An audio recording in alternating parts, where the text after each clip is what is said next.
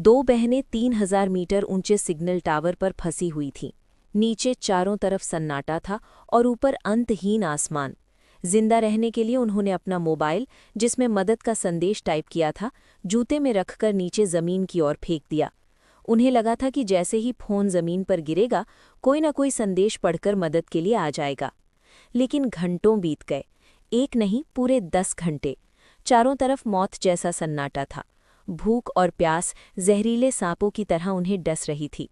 अब उनके पास बस एक ही उम्मीद बची थी, नीचे लटका हुआ उनका बैग, जिसमें खाना और पानी था। पर समस्या ये थी कि उनकी सेफ्टी रोप इतनी लंबी नहीं थी कि बैग तक पहुंच सके। तभी छोटी बहन ने हिम्मत भरा फैसला किया।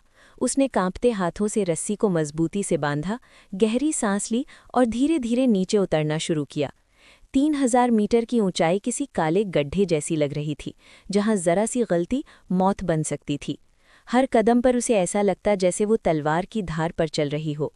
बड़ी मुश्किल से वो बैग के करीब पहुंची, लेकिन दूरी अभी भी ज्यादा थी। तभी उसने एक बड़ा जोखिम उठाया।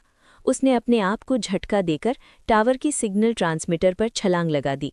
वो जोर से ट्रांसमीटर पर गिरी, पर कुछ पल के लिए संभल गई। ऊपर खड़ी उसकी बहन सांस रोके सब देख रही थी। नीचे वाली बहन ने बैग को पकड़ने की कोशिश की। एक बार उसका पैर फिसला, वो लगभग गिर ही गई थी, पर किसी तरह खुद को संभाल लिया। आखिरकार उसने बैग को रस्सी में अटका दिया और खुद भी उसे पकड़ लिया।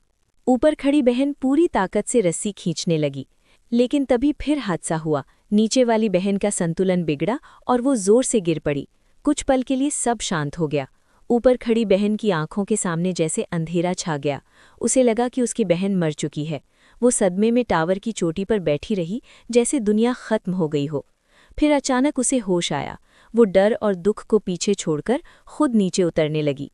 इस बार उसकी आंखों में डर नहीं था, सिर्फ जीने की जिद थी।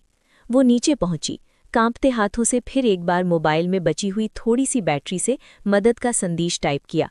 उसने मोबाइल को जूते में रखकर नीचे फेंक दिया और आंखें बंद कर प्रार्थना करने लगी।